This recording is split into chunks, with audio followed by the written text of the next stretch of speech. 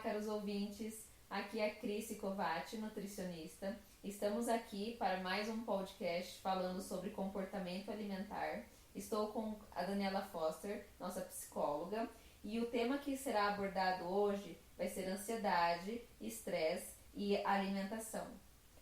Olá, pessoal, e é um baita tema, né, Cris? Nossa Senhora! Tanto é que a gente vai, nesse momento, focar um pouquinho na compreensão, né, desses elementos aí da ansiedade, do estresse, como que aparece, por que que é considerada a doença hoje do século, por que que os brasileiros são considerados culturalmente, né, os mais ansiosos do mundo.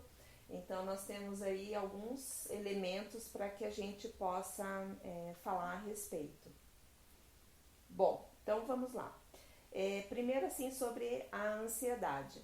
Eu costumo falar para as pessoas que ela surge de uma forma, assim, praticamente aprendida, o que envolve aí alguns fatores que acabam sendo bem ruins para que a gente possa até ter a percepção. Por que que eu estou dizendo isso? Imagine que você é educado numa família ou dentro de um contexto social onde as pessoas ao seu redor sempre foram ansiosas e você sempre conviveu com a ansiedade fazendo parte da sua vida. Isso significa que você nem vai perceber que você é ansioso, né? E automaticamente esse vai ser um comportamento recorrente, aonde você vai até achar que o certo é ser assim. Se preocupar com antecipação, se preocupar com tudo, geralmente de uma forma negativa, achando que as coisas vão dar errado, de uma forma cíclica, retroalimentando as coisas de tal forma que você, quando se vê naquele pensamento, acha que no final das contas nem vale a pena tentar, que não vale a pena começar, que vai ter só problemas, que vai enfrentar somente dificuldades, enfim. O que eu tô querendo dizer com isso, que a ansiedade é uma forma de pré-ocupação. A nossa mente, ela fica criando tantos cenários e alternativas possíveis que enquanto ela está fazendo isso, a gente não está fazendo nada. É verdade. Né? Então, assim, se eu não faço nada, automaticamente no dia seguinte, ou se eu faço menos do que eu deveria, com certeza a minha produtividade, que foi baixa no dia de hoje, vai ser comprometida no dia de amanhã. E isso me gera mais ansiedade. Então, a gente diz que a ansiedade, ela é retroalimentada. Quem tem uma característica ansiosa é uma pessoa que ela, todos os dias, ela se retroalimenta desse padrão. E ela se cobra, e ela acha que deveria ter feito mais, e ela acha que deveria ter feito diferente, ou melhor, ou de uma forma mais completa. Ela sempre vai ter algum pensamento para se preocupar. E eu queria acrescentar também que nesse mundo que a gente vive atualmente é um mundo muito comparativo, é um mundo onde tudo tem que acontecer na hora por conta da tecnologia que a gente tem vivido atualmente. Então acho que isso só piora e agrava todo esse quadro comportamental, porque você sempre está se comparando com o que o vizinho está fazendo. Você fala, nossa, o do vizinho é melhor que o meu, então eu tenho que melhorar. Fica com uma cobrança muito alta e diária dentro de si, né? E acaba, ao meu ver, assim, piorando tudo isso que a Dani tá falando. Piora muito mais, até porque hoje é como se fosse assim, as pessoas elas se comparam, como você falou, e elas geralmente colocam uma velocidade de resultado, que é uma velocidade de resultado que não é respeitada de acordo com os limites pessoais. Sim. E isso para tudo. Então, às vezes você tem alguém no seu trabalho que já foi promovido e você acha que você já deveria ter sido. Ou você acha que já deveria ter ganho lá um aumento salarial, né, ter tido uma condição melhor. Quem treina acha que já deveria estar mais evoluído, né, com um preparo físico melhor. Dá pra pôr na perda de gordura, às vezes, que é bem comum. Fulano perdeu tanto, eu tenho que perder igual. Isso. Só que não leva em consideração que você é você e ele é ele. Então, cada um tem seu tempo, né? Exatamente. E assim, as pessoas, é engraçado porque as pessoas que são ansiosas, elas não veem o resultado a médio e longo prazo. Elas veem a curto prazo. Então, você imagina assim, que a pessoa, esse exemplo que você deu da perda de gordura. Tem gente que perde rápido, mas não mantém. Enquanto outros perdem mais lentamente e conseguem manter. Sim. Mas o resultado melhor, que as pessoas percebem como resultado melhor, é perder mais rápido. Né? Então, isso por quê? Porque na nossa sociedade, a gente vive numa sociedade capitalista. A gente vive numa sociedade de descartabilidade, que eu chamo. Então, assim, tudo aquilo que eu consigo rápido, mesmo que eu descarte depois, eu consegui. Sim. Então, o efeito é o efeito da conquista. Não é o efeito, assim, de manter, né, de conseguir ao longo dos anos. Puxa, que legal, aquela pessoa ao longo dos anos, ela conseguiu esse resultado, ela conseguiu se manter. Não, é aquela coisa do efeito imediato. Então, como eu falei no início, por nós vivermos numa sociedade capitalista, descartável, onde as coisas têm uma duração curta, nós somos conduzidos naturalmente à ansiedade. Então, tudo tem um prazo. Eu tenho, por exemplo, muitas clientes que dizem para mim assim, eu tinha um plano traçado e eu já deveria ter casado, eu já deveria ter filhos, eu já deveria ter um monte de coisa, né? Sim. Então, assim, por quê? Porque a gente já tem regrado no nosso sistema, por mais que a gente, né? Um padrão. Um padrão e uma velocidade, digamos assim, para as coisas acontecerem. E daí qualquer coisa que sai do nosso controle, que na verdade a gente acha que está no controle da nossa vida, em boa parte estamos, né? Mas em boa parte não estamos.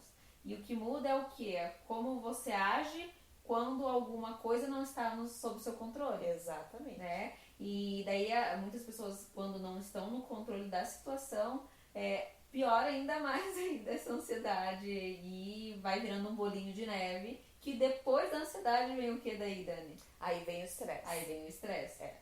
Gera todo esse estresse ali, que a ansiedade não foi o suficiente, e daí depois vem esse estresse. Vem esse estresse. E aí acho que a Cris pode falar um pouquinho do impacto do estresse no nosso organismo, porque assim, o estresse é o acúmulo de ansiedade, de certa forma a gente pode dizer isso.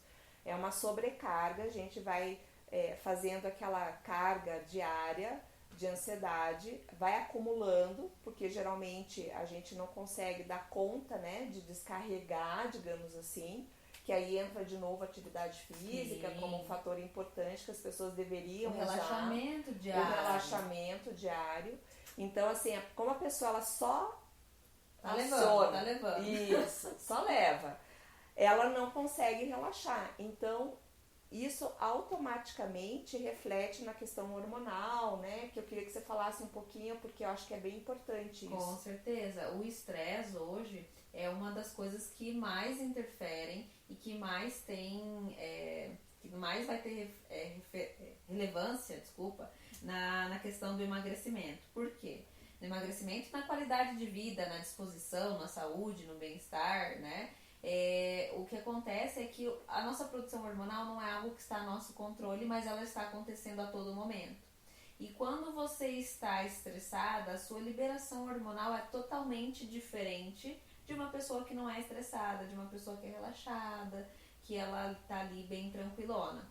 O que muda, geralmente, por exemplo, você aumenta o seu cortisol, que é o seu hormônio do estresse, você diminui a sua própria testosterona natural por conta desse estresse elevado, né? Você tem uma série de mudanças que acontecem no corpo devido a alterações desses hormônios. Por exemplo, seu sono aumenta, sua qualidade do sono diminui, sua fome também aumenta, a saciedade ela começa a ser vista de uma forma diferente, porque daí já entra a ansiedade, que você não reconhece quando você está satisfeito, quando é ansiedade, né? Você fica o quê? Com citocinas pró-inflamatórias, ou seja, sua inflamação aumenta, a imunidade cai. Essa inflamação aumentada, a chance de você ter doenças devido ao estresse é muito alta, né? Então você piora todo o quê? O funcionamento dos seus órgãos. Então seus órgãos começam a trabalhar numa qualidade inferior do que deveria ser, né?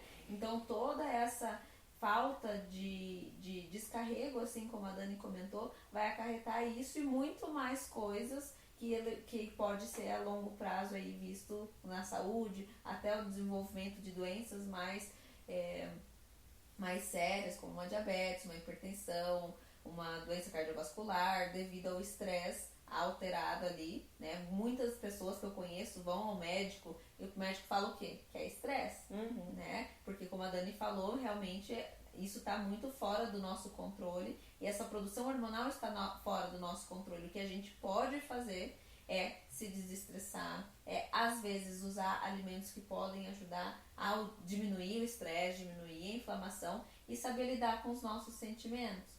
Que isso eu acho que é uma das coisas que as pessoas ainda não têm se ligado tanto.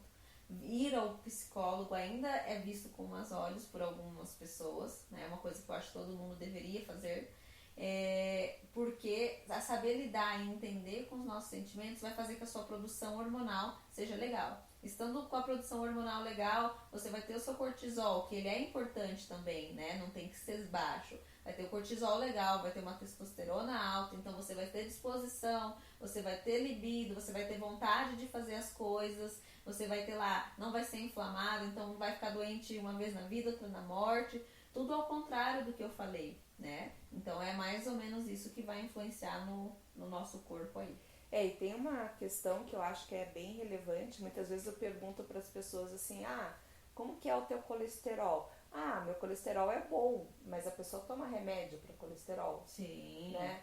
Como é que você tá? Você é ansioso? Não, mas eu tomo ansiolítico. Sim. Então, assim, hoje socialmente o uso de medicamentos também acaba apoiando um pouco essa manutenção, esse comportamento padrão, porque a gente sabe que as indústrias hoje de medicamentos, elas estão aí realmente para tentarem, né, dar uma apaziguada nos problemas, mas não por isso a gente está tendo menos mortes em função de estresse, que geram problemas de coração, como você falou, derrames e outras doenças, né? E as pessoas acabam não percebendo isso como um elemento de atenção. Porque o que eu vejo assim é que o medicamento, ele trata o sintoma. Então eu estou com uma dor de cabeça, eu tomo um medicamento que trata a minha dor de cabeça. Mas o que vocês têm que parar para pensar é o que está me causando essa dor de cabeça constante. É o estresse, problema de vista que está me causando dor de cabeça, é um alimento que eu como que meu corpo não digere bem, me causa uma enxaqueca, isso também é bem comum. Então, sempre quando vocês forem procurar algum médico, enfim, e te passarem um medicamento, eu sempre falo em terapias alternativas. Porque muitas das vezes realmente precisa de medicamento, não tem discussão. Sim. Mas muitas das vezes você pode tratar melhorando a sua qualidade de vida, entendendo às vezes até os sentimentos, que é o que eu falei anteriormente. Então, a gente tem que tratar o que está causando e não tapear o sintoma, que é tapar o buraco com o medicamento.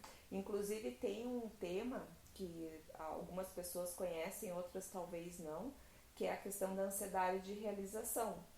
Que muitas pessoas, assim, de uma forma simplificada, explicando, muitas pessoas têm aquela ansiedade, eu preciso falar com alguém, eu preciso fazer uma apresentação, eu preciso conversar na escola do meu filho, enfim, qualquer coisa que você vá se expor, que você precisa se posicionar, que você precisa colocar o que você pensa, né, ou defender o que você tem a defender, muitas vezes é tão difícil para a pessoa que ela naquele momento cria uma ansiedade de tal nível que ela realmente perde o controle emocional. E a gente sempre fala assim que são coisas que muitas vezes as pessoas acham que são daquele jeito e não tem como mudar. Mas você tem como mudar, a gente tem recursos, né? Tanto na psicologia e lógico, eu tô falando aqui como psicóloga, mas eu não tenho assim nenhum tipo de preconceito com outras linhas alternativas, assim, às vezes a própria yoga, por exemplo, eu sou praticante de yoga, reconheço na yoga também forma de você ter domínio sobre si mesma, de ver que você é capaz de ir além daquilo que você achou que seria possível, né? Então, inconscientemente ou conscientemente, tem muitas práticas que ajudam você a ultrapassar essa barreira. Né? Para mim, o que me ajudou muito foi a meditação. Uhum. E quando eu escutava falar sobre a meditação, eu falava, nossa, isso aí é tudo mentira. Uhum. Com um preconceito já que eu tinha colocado, até que num momento, num curso que eu fiz, eu tinha que fazer meditação. Aí aquilo me deu uma sensação tão boa e eu comecei a tentar pôr como rotina. No começo, claro, eu falhava vários dias. E depois eu fui percebendo em mim mais produtividade, mais relaxamento. Então é uma coisa que funcionou bastante comigo, que eu falo para muitas pessoas e as pessoas duvidam realmente, sim, né? Sim. Quando a mesma coisa quando você fala, procure um psicólogo, Uhum. tente fazer uma yoga, né? Sim. Que vai mais ou menos para a linha da meditação também. As pessoas não acreditam porque elas têm isso que não conseguem mudar. Eu sou ansiosa, eu sou assim mesmo, ou eu sou estressada, eu sou assim mesmo, e assim vai ser. Você vai ser se você quiser continuar se colocando nessa situação. Sim. E convenhamos também, a Dani sabe que hoje muitas pessoas dão desculpa de agir de tal forma por ser desse jeito, ou vou ficar dessa forma por desculpa mesmo. Sim, sim. Às vezes é mais fácil dizer eu não consigo do que dizer, olha, tem um problema e eu vou resolver esse problema. Porque eu que já dei aula, assim, tinha muitos alunos, eu não posso apresentar, professora, porque eu tenho ansiedade, eu não consigo ter controle, não posso fazer apresentação, porque falar em público eu não consigo. Tá, mas vai ser pro resto da vida? Sim. Né? Então, assim, eu também não conseguia, eu também tinha meus problemas, assim, pra apresentação. Quando eu era nova, eu era super tímida, ficava roxa para me apresentar. E olha hoje aí falando. E hoje eu tô aqui falando, né? Então, assim, a gente é capaz de ultrapassar limites, de reconhecer os motivos, o porquê que a gente de repente não consegue, o porquê que de repente é complicado, mas não significa que seja algo impossível. A gente tem que acreditar nessa possibilidade e investir de certa forma nisso, né? Investir tempo, investir energia, olhar para a vida com positividade, acreditando que você é capaz de mudanças, que você é capaz de ver diferente as coisas, né? Por mais que a gente tenha aprendido com os nossos pais lá, por exemplo, assim, a ser preocupado demais, a ser uma pessoa assim que fica sempre antecipando os problemas, a gente também pode mudar esse padrão. Com certeza. E é isso aí, então, que nós gostaríamos de falar hoje. E vemos você no próximo podcast, que vai ser agora em como tratar essa ansiedade e esse estresse com alimentação e outras coisinhas a mais. Ok, pessoal. Beijão.